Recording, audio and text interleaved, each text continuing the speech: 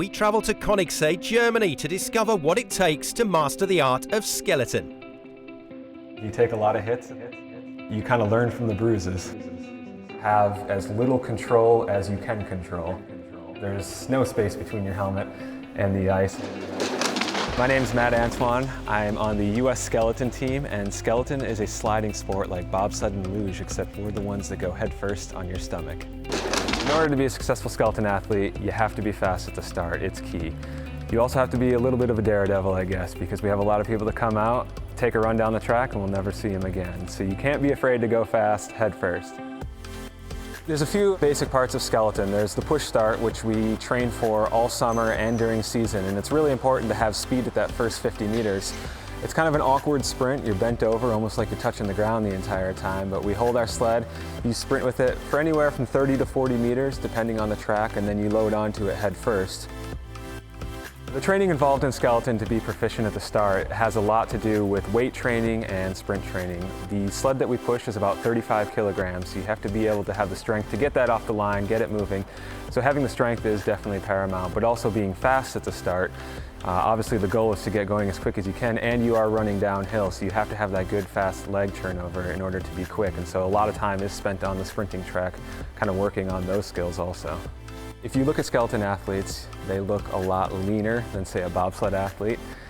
For us, aerodynamics are a huge part of our sport, and since we're not inside of a sled, our body has to be aerodynamic. So typically you will see skeleton athletes that are more long, lean athletes. When I'm in optimal aerodynamic position, my head is maybe less than an inch off of the ice. I mean, the idea is to have it as low as you can because you're trying to stay as aerodynamic as possible. Unfortunately, our head is the biggest wind block going down the track, so you want to keep it low. When you go through the corners and you experience the pressure, sometimes there's no space between your helmet and the ice, and your face is just dragging across it. Highly modifiable to the finest detail, finding the sled's optimum setup is critical for success. This is the bottom of the sled right here, and so you see the two runners. This is what's actually on the ice. And the backs of the runners have grooves cut into them, and we will change the runners out depending on how much control we want for the track, what the weather's like, and everything like that. There's also a bolt back here that pushes the runner forward and puts what we call rock into the runner. It's a bow.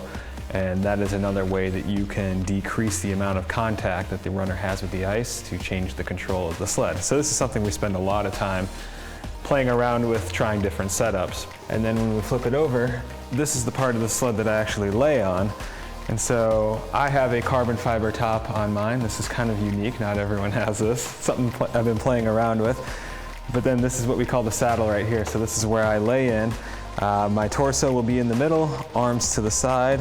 But yeah, then the goal is just to kind of keep your arms as tight in here as you can, make yourself as aerodynamic as possible. You'll see at each corner we have the bunks, so if you do hit a wall, this is what makes contact with the wall instead of the sled.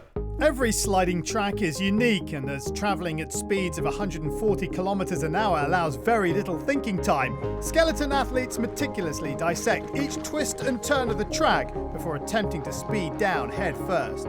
All the tracks vary in length, but they're anywhere from about 1,500 to 1,700 meters long, and anywhere from about 15 to 20 corners. So we spend a lot of time studying the ice, walking the track, just seeing what it looks like, what's been different from the last time we were there, and really what you're looking for is the angles and the curves, just trying to find the best entrance and exit points, again trying to find where the speed can be found.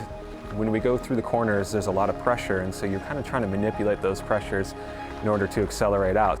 Precision is key in our sport. The difference between a fast run and a slow run could be the difference of 1 inch on the track, and so you really have to be able to execute those lines perfectly in order to find the fastest path down the track. Once you really start to feel what the track is like, as opposed to just looking at it, then you're prepared for those pressures and really understanding how to drive through them, how to manipulate them. And it's not necessarily that you have to kind of like tense your body up and get ready for it. It does kind of look like sometimes we're just laying there doing nothing. The best athletes will make it look like we're doing nothing, but if you watch new athletes when they first start the sport, they're all over the place, hitting walls, like arms, legs, flailing everywhere. But there's a lot of technical aspects to it too, to try to really put together that complete, perfect skeleton run.